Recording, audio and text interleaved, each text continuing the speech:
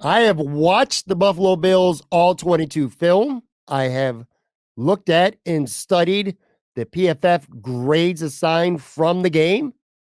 And I have thoughts, plenty of thoughts on both today here on Talking Buffalo. And on that note, welcome everybody to Talking Buffalo, your weekday daily driver for Buffalo Sports Talk and more.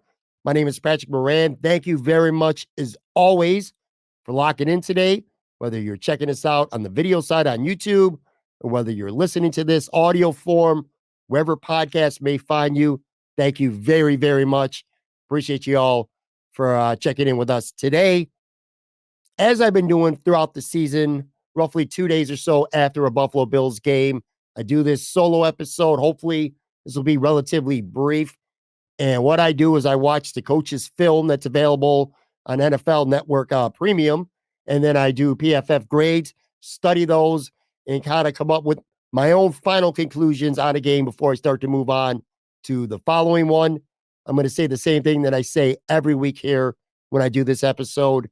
This isn't necessarily, even after watching a film or going over PFF grades, I'm not necessarily here to try to educate you. That's not really my thing. That's not what I'm good at. If you're looking for that, I say it over and over again because I mean it. Joe Marino from Locked On Bills, Eric Turner from Cover One, Anthony Prohaska from Cover One. Those guys are so good at breaking down film, talking about specific plays, schemes, gaps, zones, all that stuff. So go there for that because those guys truly are the best. Not really what this episode and what this podcast is all about. Basically, by watching the film and pouring over the grades like I do every week, it kind of takes my opinion, my initial opinion after watching the game, moments after the game, you kind of form an opinion. And after you watch the film and after you look at grades and stuff like that, sometimes it will strengthen the opinion that you had and you'll be like, yeah, I was right about this. Or in some cases, it might loosen an opinion previously that you had. And I might look at some film and be like, you know what, I thought this guy played really good, but maybe he didn't, or vice versa. So that's kind of what I do with this. I have 3 big takeaways from the game every week. Then I kind of go positionally, throw out some numbers at you, some grades from PFF, a couple clips that I might have watched on that player and give you some thoughts on that and kind of just fly through positionally a couple thoughts on the next opponent and then get you out of here. So that's what we're going to do today. No different. In fact, I'm going to dive in right now.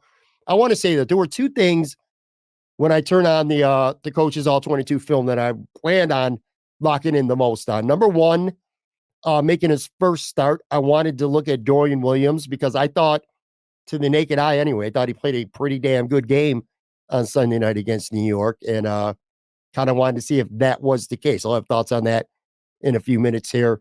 And then the other thing was the wide receivers. Well, the secondary pass catchers, I should say, tight ends, running backs, et cetera, because it felt to me watching the game Sunday that there were times where it just felt like Josh Allen was forcing the ball over and over again to Stefon Diggs, especially in the first half. So I wanted to turn on the film, get those end zone and high views and see if maybe wide receivers were open and Josh just wasn't looking at them or finding them, or if maybe there's just an issue with coaching and guys aren't getting schemed open, or maybe some of these players simply aren't getting any kind of separation. So those were the 2 things I wanted to lock in on going in. Leaving the film, I will say, and I have 3 big takeaways. Number one, I do think to some extent the Bills have a Ken Dorsey problem right now. I really do. And I know that's low-hanging fruit. I talked about this on the show yesterday with my buddy Tone Pucks, and I know, this is a hot topic going around all Bills fans talk, whether it's social media, the water cooler, wherever it may be. When you run 250, 300 plays, whatever it may be so far this year for the Bills, you're obviously going to have a handful of them that are just head scratchers. Like, what in God's name are you doing? Certainly was the case on one play, at least last Sunday night. It's 2nd and goal from like the 3-inch line, and the Bills call a shotgun play to Latavius Murray, a run that gets stuffed. And now, next thing you know, it's 3rd and goal from the 3. It just blew my mind to see something like that. Why you don't put Josh Allen under center and run that tush push, or even if he's under center and you just run a quick dive to Latavius Murray. I hated that call with such a passion. And there's been maybe 4 or 5 calls this year that I'm like, oh my God, what in the hell are the Buffalo Bills doing? Um, so it's that. It's again, like I said here at the top, there's just the Bills aren't getting any offensive production outside of Stefon Diggs and to a lesser extent anyway, Gabe Davis. Like, where is the secondary weapons? Where's that help coming from? Why is Deontay Hardy and Khalil Shakir, Trent Sherfield having little to no factor in the passing game? Why are the tight ends not more effective? Why are the running backs not effective in the passing game? You want to hear maybe one of my biggest stats of the day, and not in a good way, from this Bills game on Sunday night when it comes to Ken Dorsey in the play calls? And granted, maybe a little bit of this is on the quarterback as well, but I still feel like scheme somebody open a running back. 0 targets for 60 minutes of football, not one target in the passing game to a running back. Forget about a catch, not even a target. That's a coaching issue to me. So I got some issues with Ken Dorsey. Tone Pucks yesterday described the offense right now as kind of wayward. Couldn't agree more. And watching the film really strengthened that. Number 2, another big takeaway is Von Miller. Look, he's not there yet. He's not even close to what he's been throughout his career, but you can see a big improvement on film, Von Miller this week as opposed to last week in London. He didn't play that many more snaps. I think he played 27 snaps against the Giants, 20 against the Jaguars, which all came early because he had a baseball cap out on the sidelines, as we all know, late in that game in London and didn't play. But anyway, that game against Jacksonville, for him anyway, literally looked like maybe a first preseason game. He was just out there kind of testing the knee, getting it loose, running around a little bit, just straight back towards the quarterback, no bend whatsoever, and stuff like that. Like I said, it just felt like a preseason effort from Von Miller, which would be understandable, by the way, your first game back from an ACL. So I get that. This week, didn't really do much more. However, you could see a different Von Miller. Like, you could see a pretty significant improvement on film. Starting to time the snap a little bit more, definitely looked a little bit quicker, a little more bendy. Like, again, not really an arsenal of moves. You're not seeing what Von Miller could do, but you're seeing more this week than you did last week. I came away from watching the film on this game thinking, this guy's, if everything goes well, maybe 1-2 games more at the most. And I think you're going to see Von Miller fully wrapped up. So that was a little bit encouraging to see, even if he didn't actually make any plays, so to speak, during the Giants game. You can kind of see him ramping up a little bit more.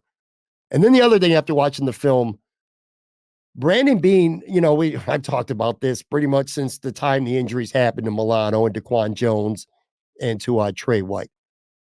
Brandon Beane's got to, in my opinion, at least anyway, I think he's going to need to explore the trade market for defensive tackle, which of the 3, I thought far and away going into this game was the least of their problems. I've been pretty high on Poona Ford since the Bills signed him, but I got to be honest with you now. I mean, he's fallen. He is behind Jordan Phillips and Tim Settle on the depth chart. He was inactive 3 times already this year. So now with Daquan Jones out, Jordan Phillips got the start. Poona Ford is active.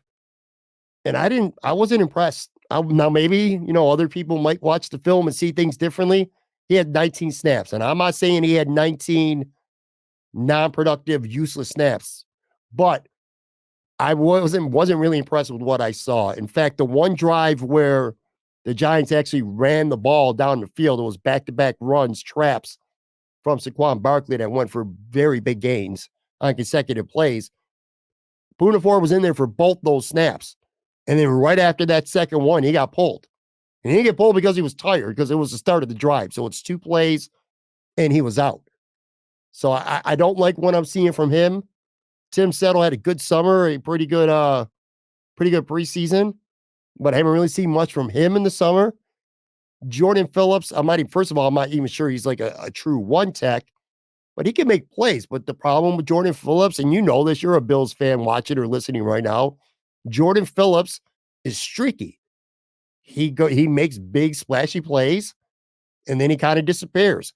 He also misses a lot of tackles. He's got one of the lowest He might even have the lowest PFF tackling grade on this football team right now. Plus, he gets hurt a lot. So can you rely on him to stay healthy? So I think defensive tackle might be a position where Brandon Beane might have to go out before this trade deadline and make a move, because I'm not really liking what I'm seeing from Ford or Settle, and I just don't fully trust Jordan Phillips right now to stay healthy and to just consistently be productive. And going into this game, I'm like, corner is far more significant and linebacker is far more significant. And maybe it still is.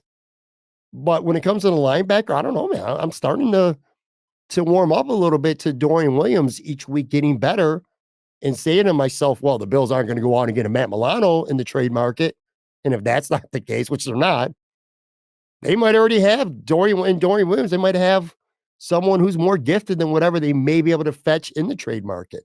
I still would love a corner. And maybe maybe Brandon Beane can get a corner and a defensive tackle. But I'm starting to think defensive tackle is going to take priority, because better teams are going to run the football down the Bills' throat. You go all the way back to the Cincinnati playoff game last year. We saw what happened when DaQuan Jones was hurt and didn't play. Got a little bit of a taste playing a really shitty team on Sunday night, but even still, you got a little bit of a taste at what could happen when you don't got DaQuan out there anchored. And then another two, Ed Oliver played a shitload of snaps. I don't have him right in front of me. I should, but I don't. I'm talking about numbers, and I don't have it in front of me. But Ed Oliver played a lot of snaps, and you don't want him playing that many snaps every week. But if you can't trust the other guys with him, that's a trend that's probably going to continue. So those are my three biggest thoughts right now. The Ken Dorsey one, which again, that's the obvious. Beane maybe having to look to the trade market to find a defensive tackle. I think that's going to become a real possibility. And then Von Miller. I did like what I saw with him ramping up a little bit more than he did in week one. Going to fly through a lot of these positions because, again, I don't want to keep you here all day, but these are like grades that PFF assigned, and then maybe some other stats and a thought or two on each. Quarterback, Josh Allen, 72.2 overall grade from PFF, which is his lowest actually since the Jets game. 19 of 30 for 169 yards, 2 touchdowns and a pick. The 169 yards passing was a season low. Not a great game for Josh. You see it on film too.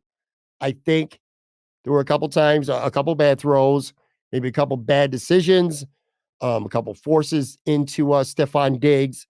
Not that there were a lot of open receivers all over the football field, throughout the game that he just wasn't seeing. Although there was one where if he looked, Trent Sherfield ran a seam down the middle of the field, probably would have been an easy touchdown, but for whatever reason, Josh didn't see him on that particular play. The one interception he had was actually a bad decision. The last couple of games, Josh is throwing interceptions, but they basically been third down, let's throw a bomb, and if it's intercepted, it's basically a punt. This was a force in the middle of the field to Stefon Diggs. The linebacker got a hand on the ball, deflected it, and then it was intercepted there. So not a great decision. That said, he didn't play bad. He did some Josh Allen things in the second half when the Bills really needed it, especially that touchdown pass to Quentin Morris. I'll tell you, I said at the time, and when you watch it on film, you just appreciate it even more. Patrick Mahomes is probably the only quarterback in the NFL besides Josh Allen that can make that play. And that's that's what you live with Josh Allen. You're going to live with a bad turnover. You're going to live with a bad decision here and there because he redeems himself. He makes up for it. He does things that very few people in this league can do. Simple as that. So anyway, Josh is not bad, but not a good game by his standards. For the season, though, he's doing really well. You would think all these interceptions and some of these mistakes that he might be down there a little bit when it comes to grades and things like that, but it's not the case. For the season, Josh Allen has an 88.6 PFF grade overall, which is third best among all quarterbacks in the NFL. Only Tua and Lamar Jackson are graded higher. And then his passing grade from PFF is an 86.5, which only Tua and Jared Goff so far this season have bested. So there's a lot of things to worry about in the Buffalo Bills. And assuming his shoulder is okay, of course, because he did have an x-ray after the game, and Sean McDermott says a little bit sore on Monday, but Josh Allen is literally the least of your worries on this football team. Running backs. James Cook, a pretty nice bounce back after just an absolute disaster in London against the Jags, where he had -1 yards, total yards, -1. He had a 72.3 run grade on Sunday night, 14 carries for 71 yards. He had 36 yards after contact. Again, after having only 5 yards after contact against Jacksonville the week before. A lot of zone runs for him, 8 of them, most on the season. But again, I mentioned this at the top. What I don't like about James Cook, and this isn't really his fault, this is more of a Ken Dorsey and maybe to a smaller extent Josh Allen thing, no targets in the passing game. James Cook is too valuable in the passing game than not even throwing the ball once. Whether it's a wheel route, whether it's a quick slant, whether it's dumping it to him in the flat, whether it's an attempt at least at a halfback screen, even though the Bills absolutely suck at screens, you got to find a way to get James Cook the ball in space. You just got to do it. And it didn't happen, not even once on Sunday. One negative thing about James Cook, and there's a lot of people right now who are wondering, well, why is Latavius Murray getting as many snaps as James Cook? And for the record, Murray and Cook had the exact same amount of snaps on Sunday night. I'll give you 2 words. 2 words, the reason why James Cook is losing some snaps more and more to Latavius Murray, who, by the way, started the game, Murray did. And it's pass blocking. James Cook has been awful pass blocking. 16.5 pass blocking grade for the season. Of every running back qualified who's played enough snaps in the NFL, James Cook has the second worst pass block grade in the entire NFL among running backs. So that is the one area where he really needs to improve. And if he doesn't, when the Bills are throwing the ball, if that ball's not going to be targeted, if it's not a scheme play to Cook, you're going to see Cook sit on the bench a lot or on the sidelines a lot when the Bills are throwing the ball, because Latavius Murray is a much more trustworthy pass blocker. Now, speaking of Murray, 68.6 run grade, 12 carries for 45 yards. He did have 2 carries, I should say, of 10 plus yards. So that's really good for the season. He's tied for 15th per PFF with a 74.4 overall running back grade, which is tied actually with Kerryon Williams from the Rams. So it's been a good season for Murray. And I think you're going to continue to see him get, like I said, a lot more snaps, especially if James Cook doesn't show that he can pick up blitzes and pass block better. A quick side note, of course, as we all know, Damian Harris went down, got stretchered out. So far, so good. He was released from the hospital. Looks like it might just be a really bad neck sprain. So obviously, pray for the best for him. It was reported earlier in the week that Leonard Fournette would be visiting the Bills. Jordan Schultz reported that, but now reports say that was scratched. Wouldn't be surprised if Ty Johnson ends up getting promoted from the active squad. Assuming that Damian Harris is going to miss at least a couple weeks, maybe he goes on short-term IR. One more thing, then we'll get to a quick break here. Wide receiver, Stefon Diggs, 78.9 overall grade, 10 catches for 100 yards on the nose for the season, man. These are some crazy numbers. 49 catches already in 6 games, 64 targets, 620 yards, 4 touchdowns, 2 drops. This guy has been everything that you can want and more for the Bills this year. He's 3rd in the NFL in targets, and he's right up there. I don't have it in front of me, but I know he's right up there when it comes to receiving yards and receptions. And they're starting to use them in different ways. Like there was one specific play, and you see it on film, where it was at the last minute. He was in the slot, and then they put the running back in motion, and then Diggs became the running back, and it was on a 3rd down play, and he basically ran out of the backfield, a little quick down and out, and Josh found him and picked up a key 3rd down on a touchdown drive. I love the way they used him there for the season. 85.9 overall grade, 9th best among wide receivers. Tyreek Hill is 1st there. So, yeah, man, look, Stefon Diggs has been great. If I have a problem, and it's not a problem with him, it's a problem with the offense, is watching the film. Like I said, there's just feels like there's at least a couple times where Josh is so locked on him. And I don't know if it's other guys, he doesn't see him open, or if he just doesn't trust him and he only trusts Stefon. But you got to have to find a way to get other guys the football besides Stefon. It's a real slippery slope because he's your number 1 receiver. You want to keep feeding your best player, and you want to keep them happy. But you don't want to make it too easy for a defense to be able to scheme and defend you. Gabe Davis, not a good game for him. 3 catches for 21 yards, lost a fumble in the first quarter. Don't really got too much to add. Not a memorable game. I know I sound like a Gabe Davis apologist, and I know there's a lot of Gabe Davis haters out there right now. We fight every week about the term number 2 wide receiver and what that should entail. He had a drop last week in London against the Jags that a lot of people got fired up about, understandably so, because it was a terrible drop. This game, got the ball punched out as he was going to the ground and fumbled. Obviously, you don't want to see that from your wide receiver, but sometimes you just got to give, the opposition credit. It was a great play. The guy punched the ball out perfectly timed, perfect spot, and the ball came loose. You got to keep the ball. Again, I'm not condoning Gabe Davis losing a fumble. I'm just saying sometimes you got to give credit to the defense. But anyway, not a great game for him. Hardy, just 1 catch, but obviously it was a big one. Came out of the backfield on 3rd down. Josh got him the ball in space, like I just talked about with James Cook, and he beat the guy to the end zone and scores a pretty easy touchdown. Khalil Shakir, kind of the same, just 1 catch, but for 13 yards. And it was a nice catch, a nice throw on the sideline, and then Shakir turned on the Jets a little bit and picked up a first down. So anyway, I want to take a real quick break, come back, and we're going to fly through the rest of these positions. Some of them good, some of them not so good.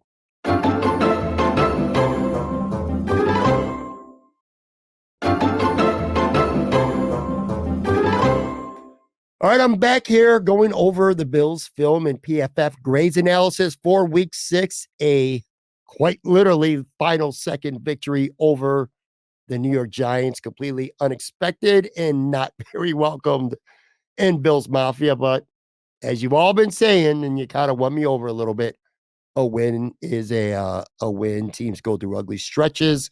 Bills are certainly in one, at least offensively right now. And speaking of ugly stretches, perfect segue into the tight end spot because Dawson Knox, look, I'll give you the good news. He had a 70.1 run block grade on Sunday, which was easily his best of the season. But just again, the productivity is just not there for Dawson Knox this year.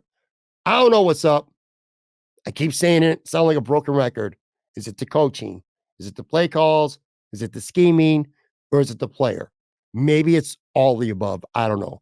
But Dawson Knox, 3 catches for 17 yards. Of course, the last play, or the Bills' last offensive play of the game, I should say, Josh Allen rolls out on 3rd down, surprises the Giants by not running the ball.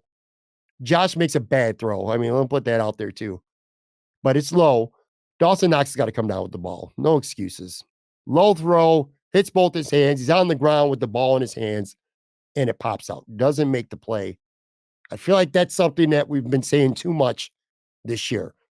Game 1 against the Jets, overtime, low throw in overtime to Dawson Knox, doesn't come up with the catch. End zone pass against Washington on the first drive of the game, hits Dawson Knox, both hands. Tough catch, but he doesn't come down with it. Tough catch on Sunday against the Giants, but one he doesn't come down with. It's like if you hit him, and I've said this yesterday on the show, you hit him in the chest, around the, where he can get his arms up or lateral, he seems to catch the ball. He's good in open space. You give him the ball, he might truck you. He did that to Javon Holland when they played the Dolphins. But for whatever reason, when this guy's got to slide or go down to get a pass, barely ever comes up with the ball. Just not a good year for him. 14 catches for the season. He still doesn't even have 100 yards. We're 6 games in, and he's only got 92 yards and 1 touchdown for the season. Speaking of the season, overall grade, 48.6 per PFF, which out of 54 eligible tight ends, he's just 41st. So again, not good for Dawson Knox. You hope he could pick it up, but honestly, I don't have faith that he's going to. Dalton Kincaid missed this game with a concussion. Hopefully he's back soon, and when he does, I'm ready to start seeing Dalton Kincaid get more snaps, and not just when they're in 2 tight end, 12 personnel. I'm good with Dalton Kincaid being the tight end 1 going forward, at least some of the time anyway, because Dawson Knox just not getting it done. Quentin Morris, other hand, he did get it done, at least on Sunday. 24 snaps, took full advantage. 90.5 overall grade from PFF, which was the highest on the football team. Offense or defense, Quentin Morris had the highest grade on this football team Sunday night. 74.3 block grade, which is solid. Then, of course, he had one catch, which proved to be a game-winning touchdown. I like the way it wasn't a great route, but he saw Josh scrambling, turned it around, got to the end zone, and came down with a nice catch in traffic. Got a perfect throw from Josh Allen. So big contribution from Quinton Morris that went a long way towards winning the football game. Now, I'm not going to go as far to say, well, Kincaid gets back, Moore should play, and Dawson Knox should be benched. That's a waste of breath. A waste of energy is not going to happen. But I like knowing that Quinton Morris, if he needs to be counted on, is capable of making those plays. Offensive line, kind of like a mixed bag, mixed results. Overall grades for the game, Mitch Morse had the best on the team among offensive linemen, 67.9. Cyrus O'Toole, 64.1. Spencer Brown, 63.8. Deion Dawkins, 59.9.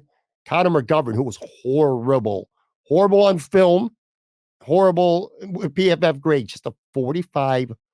McGovern was sixth best in pass blocking per PFF for the season coming into the game, but he had not just a season worst, a career worst, 41.8 grade on Sunday night.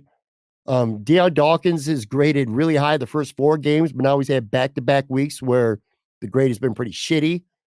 It is worth noting on the positive side. And by the way, I'm not down on Deion Dawkins. I'm just pointing out, PFF facts here. The grades have been down the last 2 weeks. Spencer Brown's a guy that nobody's talking about him this season since the season started. And I feel like that's a good thing because going into the season, what were the 2 biggest worries going into the season right now?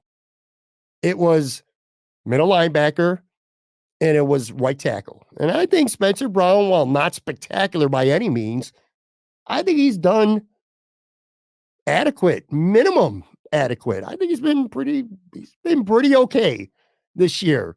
And I'll take pretty okay from Spencer Brown. He's not killing the Bills. He's not hurting the Bills. They've played good pass rushers, Max Crosby and Bradley Chubb and Chase Young and Josh Allen. Well, Josh Allen for Jacksonville, Josh Allen did have a little bit of success. But Thibodeau from the Giants, there's a lot of good pass rushers. They're not really having a lot of success, and Spencer Brown at least has some part in that. So good on him.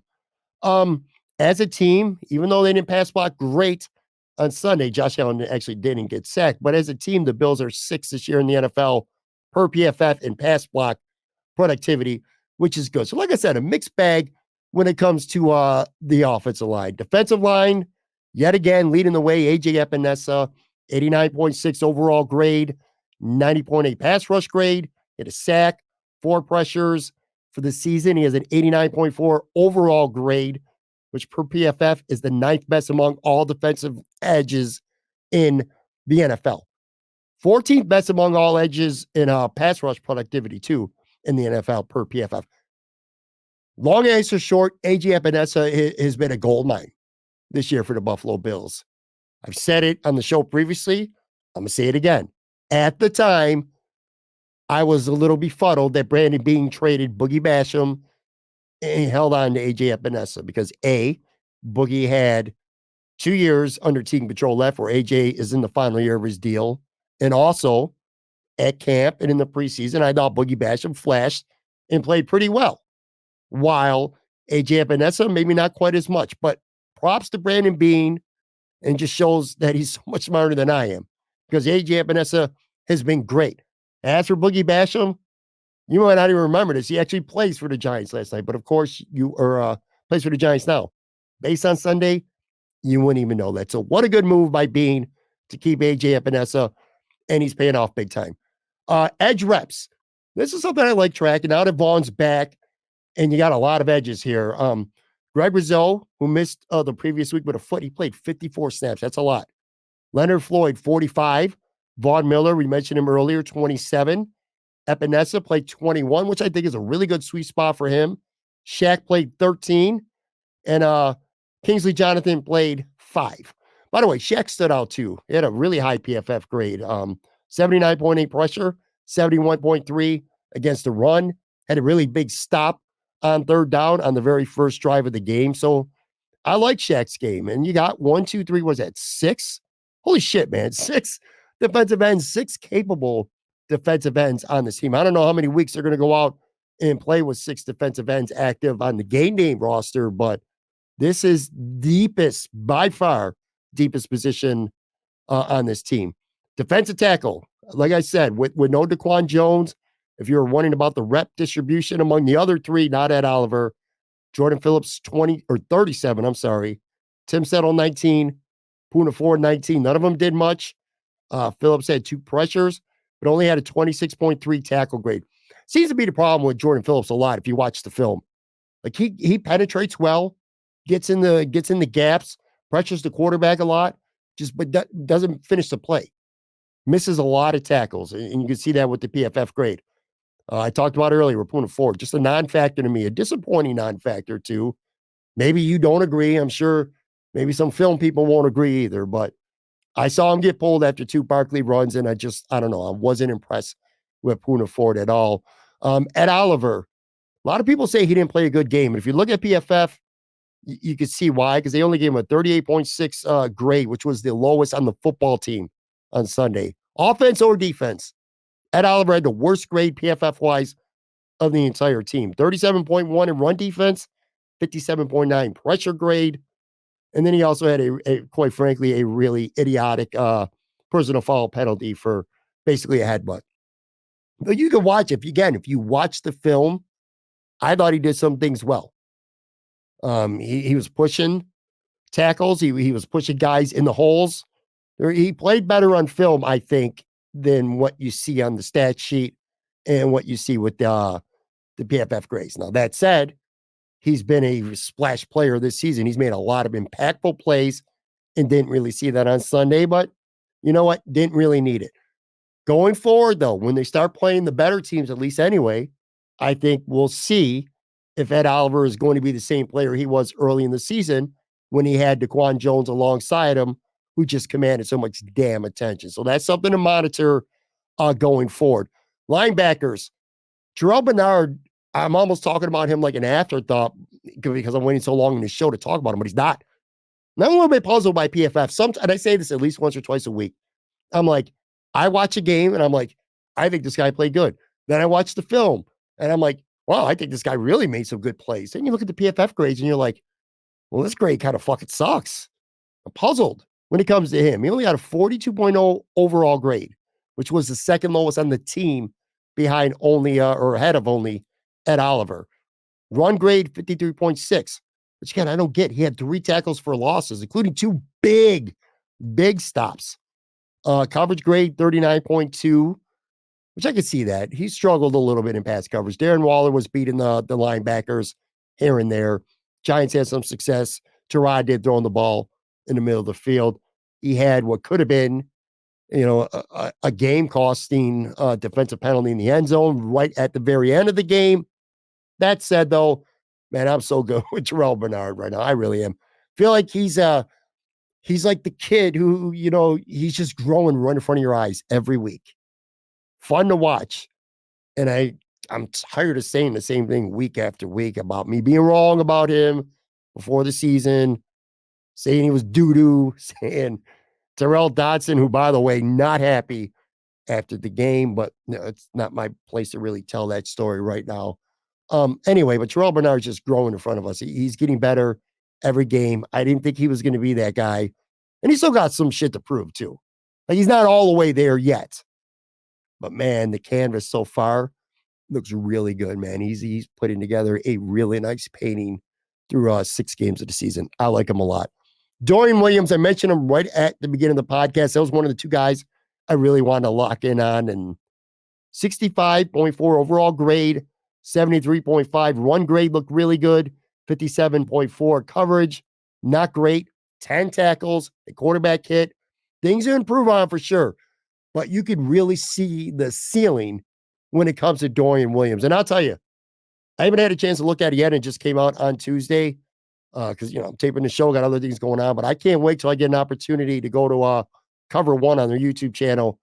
And Eric Turner, they got a 20-minute film entirely dedicated to Dorian Williams and what he did on Sunday night against the Giants, how he played. I can't wait to really consume that and check that out.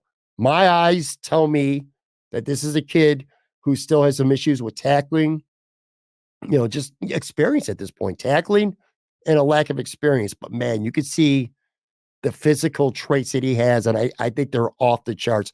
There's one play that you could see on film. It was I just remember saying, "Is this Tremaine Edmonds?" Because he looked like him, and he got out to the flat pass coverage and broke up a pass along the sideline. I think the Giants might have been in the red zone too on this pass play. Just you see a lot of good things. There's one play specifically too where he's on the line and kind of scrapes off a block and bam, hits the guy, meets him right in the hole. Really good play by him. I like Dorian Williams. He ain't Matt Milano. Very few linebackers in the NFL, if any, right now off ball linebackers like Matt Milano. But I tell you, base one game, I get it.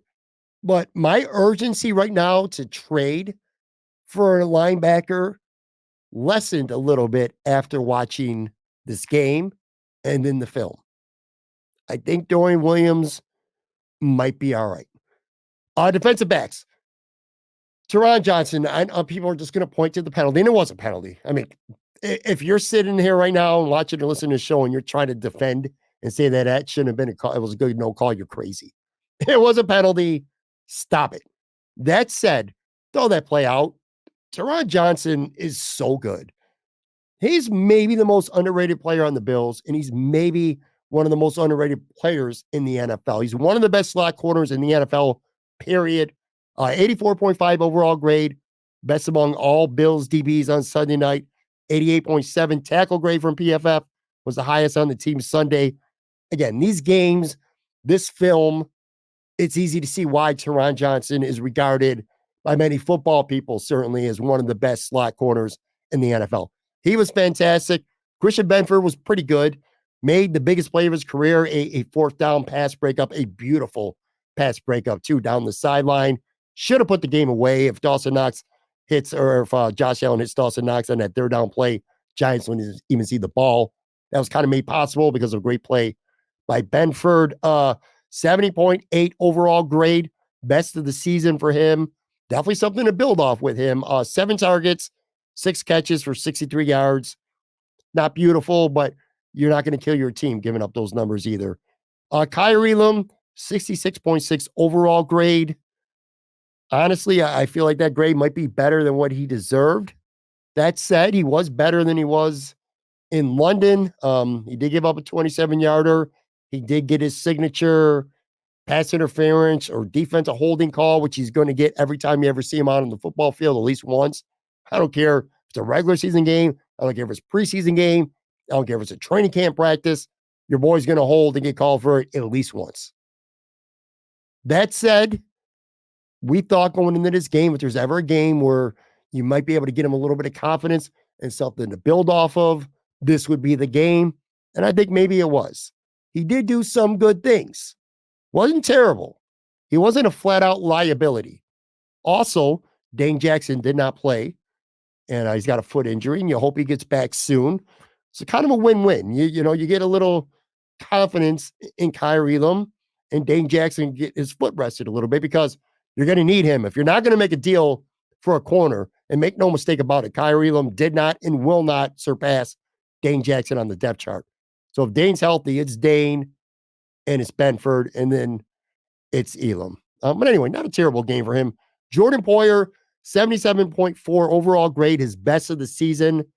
80.7 tackle grade, his best of the season. PFF grades look fine. Film didn't look bad, but I still kind of am stuck on that. We're 6 games into the season, and I'm waiting to see an impactful play from Jordan Poyer. Just kind of like on the offensive side of the ball. When's Dawson Knox going to start making a bigger impact in a positive way? Well, I kind of feel the same way on defense. A lot of people continue to say that they think Jordan Poyer's washed or that he's too old. I don't necessarily buy that. I say this every week. I believe in his instincts. I believe in his leadership. I believe in his intelligence, his knack to find the football. I do think he's lost a step, and I think it's pretty obvious. You can see the foot speed is not quite there what it used to be. But I need to see at some point anyway, and I haven't needed it yet. This defense has played, anywhere from well to outstanding in every football game this season. So I haven't even needed him yet. They're going to need him. When you start playing Jalen Hurts and Mahomes and Herbert and Joe Burrow, you're going to need Jordan Poyer to play at least relatively close to the all-pro level he's been in the past. Just not seeing it so far, but fortunately, like I said, haven't needed it. Micah Hyde, 59.4 overall grade, not really good grade-wise, other than he had an 81.8 tackle grade. But I got no issues with Micah Hyde, man. I trust him fully.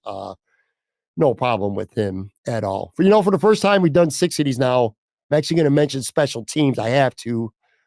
Tyler Bass, he missed 2 field goals. Not easy ones. Both were from 50 yards or beyond 50 yards. But, if he makes them, maybe it's a little less stressful on that last drive. So anyway, Tyler Bass, you want to see him make those field goals. But again, I'm not really concerned about him at all. Look, bottom line, this is the time right now. You got to figure out this offense. The defense is carrying them, and they can continue to carry you for a while. You look at the schedule, and you got the shitty ass Patriots who it feels like they're in the Caleb Williams running right now. You got them coming up, and then you got Tampa Bay, who I don't think they're good. And plus, you got them at home in prime time. Baker Mayfield, he's not shit. Then you play Joe Burrow and Cincy. That's a tough game. But then you got Denver, and then you got the Jets after that. So this is an opportunity. The defense is going to carry you. This is the time where the offense needs to find its way, because there's just something that's not right about this offense. At times they're under center, and then it looks like it's working, and then bam, now you're in shotgun, and it's not working. To me, it feels like with Ken Dorsey, right now, I feel like he needs to prove that he's the smartest person in the room. Like, he's not a guy that likes to go to the well too many times, even if it's working. And I think he should be the opposite. If you can't stop something, if the defense can't stop what you're doing, keep doing it. Why are you switching it up? So I got an issue with that schematically. And then he's got to find a way. He has to find a way to start making Trent Sherfield and Khalil Shakir, and on a more consistent basis, Deontay Hardy matter. Dalton Kincaid, when he's back, hopefully it's this week and he's healthy, he's got to start becoming somewhat of a weapon. You got to get the ball to the running backs in space, especially James Cook, and it's not happening. So this offense, now's the time where they got to find their way. This was, other than, of course, the last 2 drives were, they were impressive, but you're playing a terrible football team, a horrible team at home, in prime time, after playing a terrible game overseas the week before. I don't think any of us thought the Bills would only put up 14 points. And even if you count both field goals that Bass missed, that's still 20 points. That's nothing against a team like the Giants. So this offense has some issues, and it needs to be fixed. And you see it on film, whether it's guys missing blocks, whether it's Josh occasionally making the wrong decision, whether it's guys just simply not getting separation from whoever's covering them to get open. They got time. It's only October, and you are 4-2. Being 4-2 instead of 3-3 is huge. At the end of the day, no matter how shitty that game was, no matter how mad people like me were after the game, didn't feel like a win, certainly at the time, not happy. But I am happy. If you're a Bills fan, you're happy that the Bills are 4-2, not 3-3. Big, big, big difference. So anyway, this offense has got to find its way. And the best news is if the Bills do one thing well, whether they're playing well as a whole or not, is the Bills just feast on really shitty quarterbacking. And I know it sounds so rudimentary when you say that, but a lot of teams play down to their level of competition. The Bills are doing it offensively, but they're not doing it defensively, and they haven't for a while. The Bills beat the shit out of crappy quarterbacks, and you got a lot of them coming up. You got Mac Jones, you got Baker Mayfield, you got a completely cooked Russ Wilson, and you got Zach Wilson 4 of your 5 next games. So the defense should keep feasting, and hopefully the offense over this next month or so can catch up to them. But anyway, all right, that's going to do it for this show. Thank you very much, again, as always, for tuning in, for watching. You can follow me on Twitter at Patrick Moran TV. Also, same handle for Instagram and TikTok. Talking Buffalo Podcast, Facebook page, and of course, our YouTube channel. I will be back with a brand new episode. I got Anthony Marino from Buffalo Rumblings. He'll be joining me tomorrow. We're going to highlight a handful of, I feel, guys that are under the radar doing well for the Bills that aren't talked about enough. We'll take a little bit of a dive into the Patriots. He was in London last week. I'm going to get his thoughts on being in London, some of the fun things that he got to do, and more. Always a good time with that. So anyway, that's tomorrow's show. Thank you very much, and I will talk to you then.